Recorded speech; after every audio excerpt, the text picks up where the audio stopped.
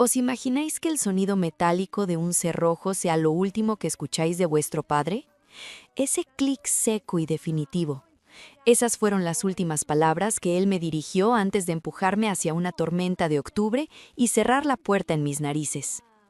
Fuera de mi casa. No necesito una hija ladrona bajo mi techo. Yo tenía 15 años. No llevaba abrigo, ni teléfono móvil, ni dinero. Solo tenía una mochila escolar con los deberes de matemáticas dentro y la lluvia empapando mis zapatillas de lona en cuestión de segundos. 3 horas más tarde, la policía lo llamó, y cuando escuchó lo que tenían que decirle, su cara se quedó blanca como el papel. Pero para entonces ya era demasiado tarde. Soy Elena Castillo. Ahora tengo 29 años y estoy sentada en mi apartamento en Madrid viendo cómo la lluvia resbala por el cristal de la ventana.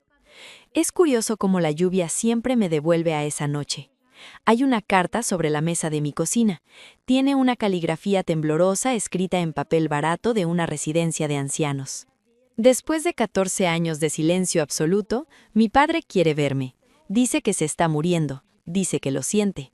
Al leer esas palabras, no siento odio, sino un frío antiguo que me recorre la espalda. Para entender por qué esa carta pesa tanto en mis manos, tengo que llevarlos de vuelta al principio, al 12 de octubre de 2010. Recuerdo volver a casa del instituto como cualquier otro martes, con la mochila al hombro y la cabeza llena del examen de química que acababa de bordar. Pensaba en la cena, en los deberes, en el póster de mi grupo favorito que quería comprar con mis ahorros. Cosas normales de una chica de 15 años.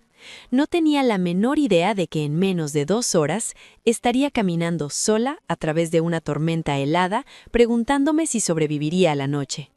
Esta historia está llena de traiciones, pero también de redención. Antes de continuar y contarles lo que realmente sucedió tras esa puerta cerrada, me gustaría saber quién está al otro lado. Escríbanme en los comentarios. ¿Desde qué ciudad me están escuchando ahora mismo? Los leo a todos. En el preciso instante en que crucé el umbral de la puerta, supe que algo iba terriblemente mal. El aire en el salón estaba cargado, pesado, como antes de una tormenta eléctrica. Mi padre, Mateo, estaba de pie en medio de la alfombra. Parecía un volcán a punto de entrar en erupción. Su rostro tenía el color de la carne cruda, una mezcla de furia y decepción que me heló la sangre. Sus manos temblaban. En un puño apretaba un fajo de billetes arrugados y en el otro varios frascos de pastillas vacíos. Mi hermana Isabela estaba justo detrás de él. Tenía 19 años, 4 más que yo. En su cara había una expresión de preocupación ensayada, la imagen perfecta de la hermana mayor devota que acaba de descubrir un secreto terrible. Pero yo vi sus ojos, capté ese pequeño destello que no pudo ocultar por completo. Satisfacción. Nuestra madrastra, Camila, rondaba en el marco de la puerta de la cocina, con los brazos cruzados y los labios apretados en una línea fina. No decía absolutamente nada. Esa era su especialidad, guardar silencio mientras ocurrían las injusticias. Mi padre ni siquiera me dejó soltar la mochila. Empezó a gritar como si yo hubiera prendido fuego a la casa. Dijo que le había estado robando dinero de la cartera durante meses. Dijo que yo compraba pastillas, que las escondía en mi habitación. Según él, Isabela había encontrado las pruebas. Efectivo metido en mi cómoda, frascos de pastillas en mi armario, mensajes de texto en un teléfono que yo jamás había visto, probando que hablaba con gente peligrosa. Intenté explicárselo. Intenté decirle que nunca había tocado su cartera, que no sabía de qué demonios estaba hablando. Pero las palabras murieron en mi garganta, porque me di cuenta de algo horrible. Él no estaba escuchando. Su mente ya estaba decidida. Isabela se había pasado todo el día preparándolo, alimentándolo con mentiras como si fuera veneno envuelto en azúcar. Ella le dijo que no quería contárselo, pero que ya no podía ver a su hermanita destruirse a sí misma. Fue una actuación maestra, y mi padre se tragó cada palabra como si fuera una verdad sagrada. Me agarró del brazo con fuerza suficiente para dejarme moratones, y me arrastró hacia la puerta principal. Mi mochila estaba ahí, donde la había dejado caer. La recogió y me la lanzó al pecho con tal violencia que tropecé hacia atrás. Luego abrió la puerta. La lluvia ya caía a cántaros. Los truenos retumbaban a la distancia. Mi padre me miró a los ojos, con una frialdad que nunca olvidaré, y repitió esas palabras. «Lárgate, no te quiero aquí». Me empujó al porche. La puerta se cerró de golpe. El cerrojo hizo clic. Y así, con 15 años, me convertí en una persona sin hogar. Me quedé en ese porche durante 5 minutos eternos. Estaba completamente congelada, no solo por el frío, que ya empezaba a morder mi piel, sino por el puro shock. Seguía esperando que la puerta se abriera de nuevo. Esperaba que alguien, cualquiera, saliera a decir: «Ha sido un terrible malentendido. Entra». Pero nadie vino. Mi teléfono móvil seguía cargando en mi escritorio. Mi abrigo estaba colgado en el recibidor. No tenía forma de pedir ayuda, así que empecé a caminar. No tomé una decisión consciente sobre a dónde ir. Mi cuerpo simplemente se movió en piloto automático hacia el único lugar seguro que conocía en el mundo, la casa de mi abuela Sofía. Estaba a 11 kilómetros de distancia. 11 kilómetros no parecen mucho cuando vas en coche con la calefacción puesta, pero cuando caminas bajo una lluvia helada, con unas zapatillas de tela baratas y sin chaqueta, esa distancia se convierte en un abismo. La carretera nacional se extendía ante mí, oscura y resbaladiza como la garganta de un lobo. Los coches pasaban a toda velocidad, salpicándome con agua sucia sin siquiera frenar. Yo no era más que una sombra en el arcén, una forma que nadie quería mirar demasiado de cerca. Tras el primer kilómetro, mi ropa estaba empapada hasta los huesos. Tras el segundo, dejé de sentir los dedos de las manos. Mis dientes castañeteaban tan fuerte que pensé que se romperían. Pero seguí caminando. ¿Qué otra cosa podía hacer? Lo traicionero de la hipotermia es que no te das cuenta de que está ocurriendo hasta que es demasiado tarde. Tu cuerpo empieza a apagarse, pieza por pieza. Tu cerebro se vuelve niebla. Y de repente, sentarte solo un minuto parece la mejor idea del mundo. Logré recorrer unos 6 kilómetros antes de que mis piernas dijeran basta. Había un buzón de correo más adelante. Recuerdo pensar, me apoyaré ahí un segundo, solo para recuperar el aliento. La casa de la abuela estaba cerca, podía llegar, pero mis rodillas cedieron antes de alcanzarlo. La grava del suelo golpeó mi cara, y luego todo se volvió negro. No recuerdo el impacto contra el suelo. Lo siguiente que supe fue que el mundo olía a limpio, a desinfectante y a café quemado. Abrí los ojos y vi luces fluorescentes zumbando en el techo. Estaba envuelta en una manta rasposa de hospital, sintiendo un calor que me devolvía la vida poco a poco. A mi lado había una mujer sentada en una silla de plástico, leyendo una novela de bolsillo. No era enfermera. Tenía el pelo gris lata recogido en un moño perfecto y unas gafas de lectura en la punta de la nariz. Parecía una abuela inofensiva, de esas que hornean galletas los domingos. Pero sus ojos eran los de un halcón que ha visto demasiadas cacerías. Se llamaba Rosa Méndez, trabajadora social jubilada, con 35 años de experiencia viendo lo peor que los padres pueden hacerles a sus hijos. Ella me encontró en la cuneta de la carretera nacional. No solo me salvó de la hipotermia, me salvó de algo mucho peor. Pero antes de contarles cómo esa mujer desconocida se convirtió en mi escudo, necesito que entiendan el porqué. ¿Por qué mi hermana Isabela montó todo aquel teatro con las drogas y el dinero robado?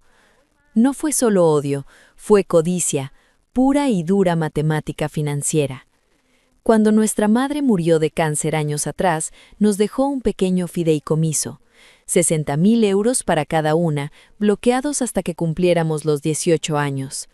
Isabela ya había cobrado su parte el año anterior y lo había quemado todo en menos de 11 meses.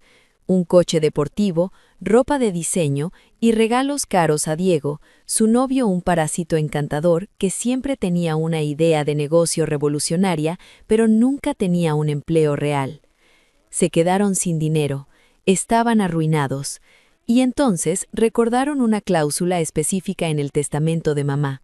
Si alguna de las hermanas era declarada legalmente incompetente o ingresada en una institución por problemas de conducta antes de los 21 años, su parte de la herencia sería administrada por un tutor familiar. Isabela no quería salvarme de las drogas, quería que me encerraran para poder gestionar mis 60.000 euros. Ese era el precio que le puso a su propia hermana. 3 horas después de haberme arrojado a la tormenta, sonó el teléfono de mi padre.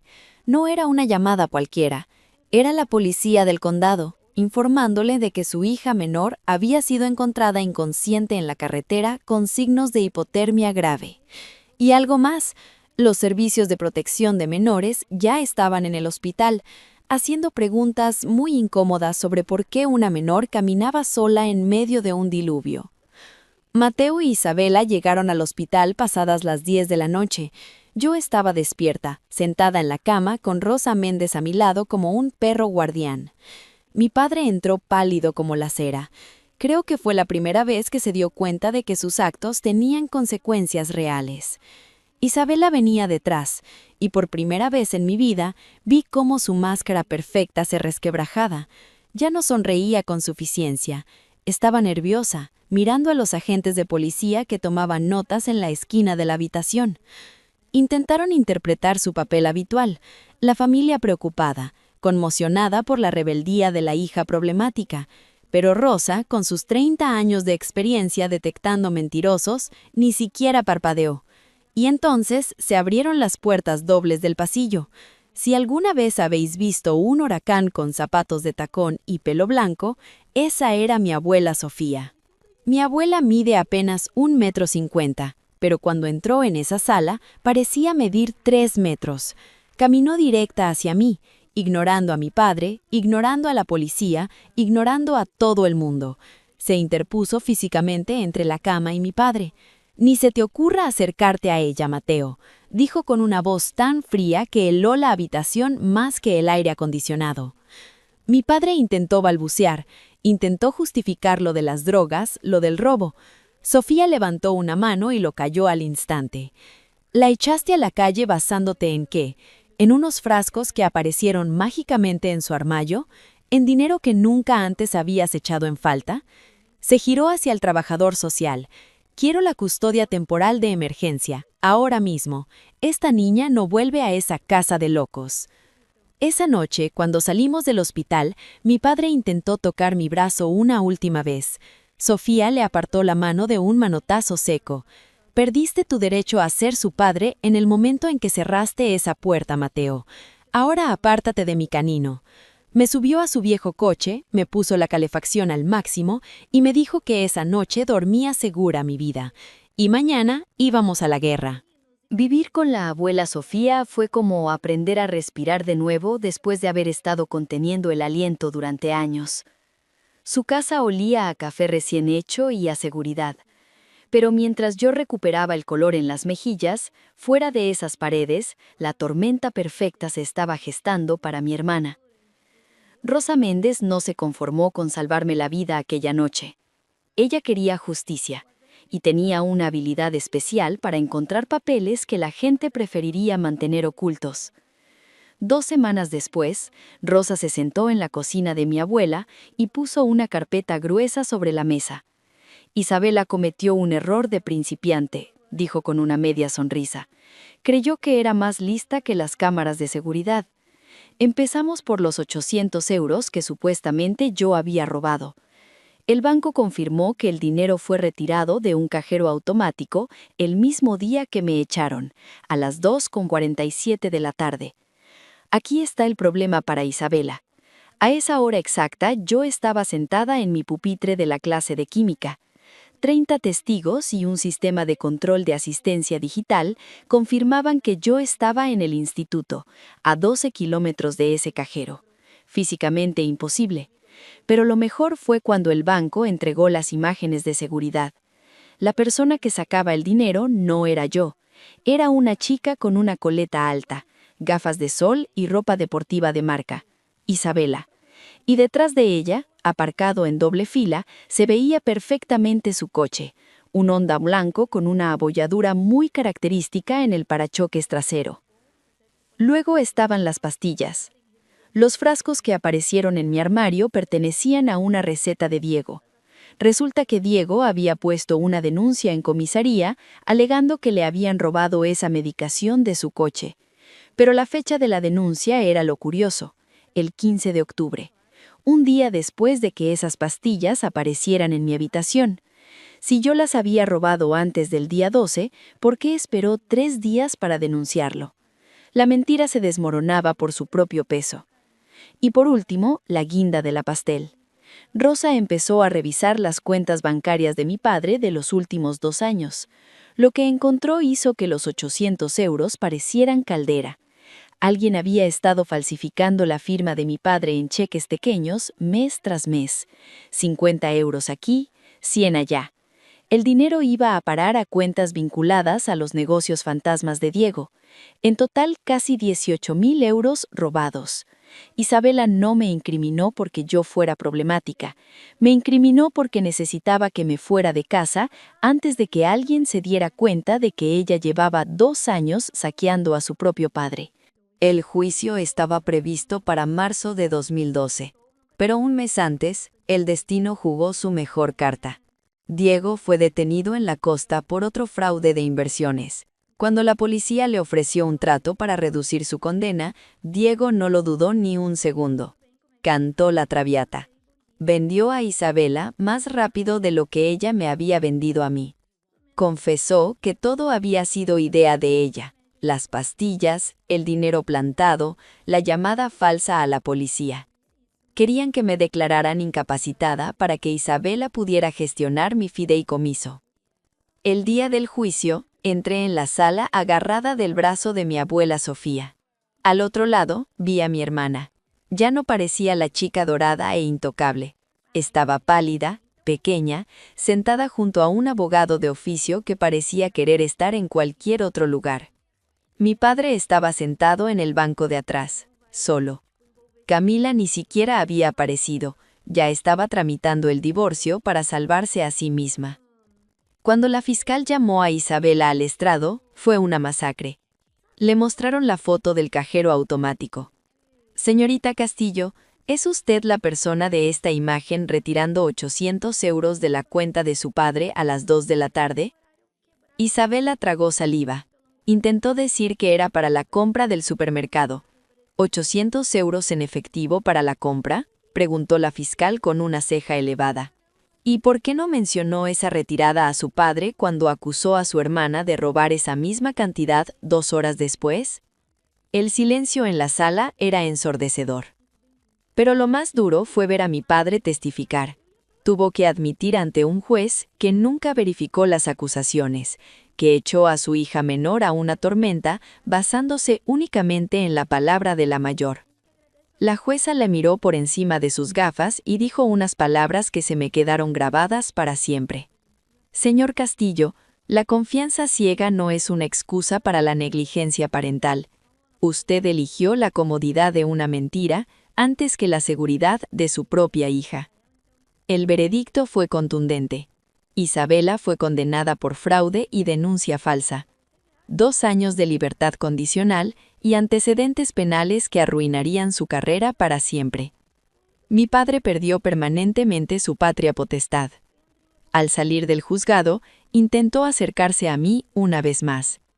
«Elena, hija», empezó a decir con voz rota. Pero esta vez no necesité que la abuela me defendiera. Lo miré a los ojos y seguí caminando hacia el coche, hacia el sol de la tarde, dejándolo atrás con la única persona que se merecía, su propia culpa. 14 años después, la carta temblorosa de mi padre me trajo hasta aquí. La residencia Casa de Paz olía exactamente como esperaba, a desinfectante industrial, a puré de verduras y a finales solitarios. La habitación de Mateo era pequeña. Mateo estaba sentado en una silla de ruedas junto a la ventana, mirando a ninguna parte. Un ictus le había paralizado medio cuerpo hacía 2 años. Había envejecido 20 años de golpe. Ya no quedaba nada del hombre imponente y furioso que me arrojó a la calle. Lloró en el instante en que crucé la puerta. No pudo articular palabra durante los primeros minutos, solo dejaba caer las lágrimas por su rostro asimétrico. Una enfermera me había contado en el pasillo que Isabela intentó visitarlo la semana pasada, pero él se negó a verla. Les dijo que no soportaba mirar la cara de la persona que le había hecho destruir a su propia familia. Qué ironía, ¿verdad? Después de todos esos años, siendo la hija desechable, mi padre finalmente había rechazado a su niña de oro. Demasiado tarde para arreglar nada, pero aún así, algo se cerró dentro de mí al escucharlo. Cuando por fin pudo hablar, me pidió perdón. Me dijo que había sido ciego, estúpido, cruel, que pensaba en aquella noche de octubre todos los días de su vida. Lo dejé terminar. No le interrumpí, pero tampoco le consolé. Me senté en la silla frente a él, lo miré a los ojos y le dije lo que había ido a decirle. «Te perdono». Su rostro se arrugó con un alivio desesperado, pero levanté la mano para detenerlo. «Pero quiero que entiendas lo que eso significa, Mateo. El perdón no significa que olvide. Significa que elijo no cargar más con esta ira.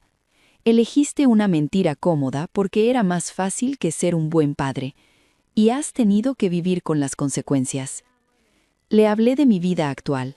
Le conté que soy directora de arte, que vivo en Madrid y que me caso la próxima primavera con un hombre maravilloso llamado Lucas, un médico pediatra que jamás me dejaría sola bajo la lluvia.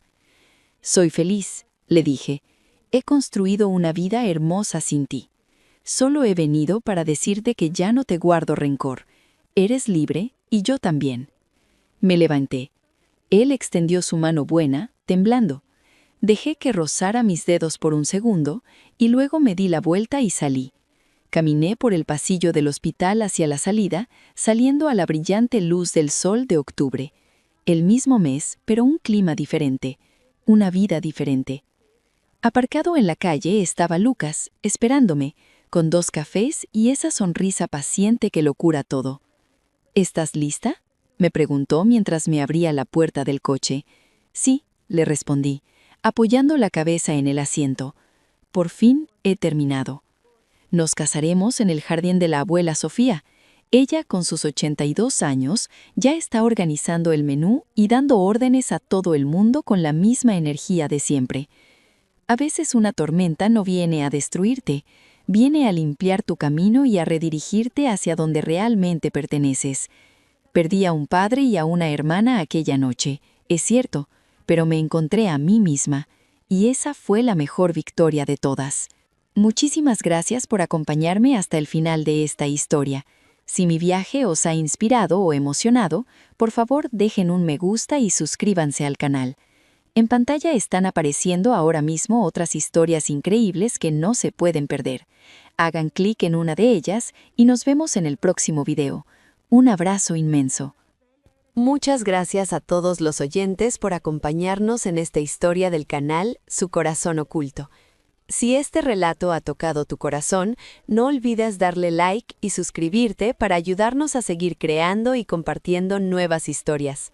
También te invitamos a dejar tu comentario contándonos qué piensas sobre este caso y desde qué ciudad o país nos estás escuchando. Nos encantará leerte y sentirte cerca. Queremos recordarte que todo el contenido, los personajes, las imágenes y la voz de este video son ficticios y han sido creados con el apoyo de inteligencia artificial durante el proceso de producción. Gracias de corazón por estar aquí con nosotros y hasta la próxima historia.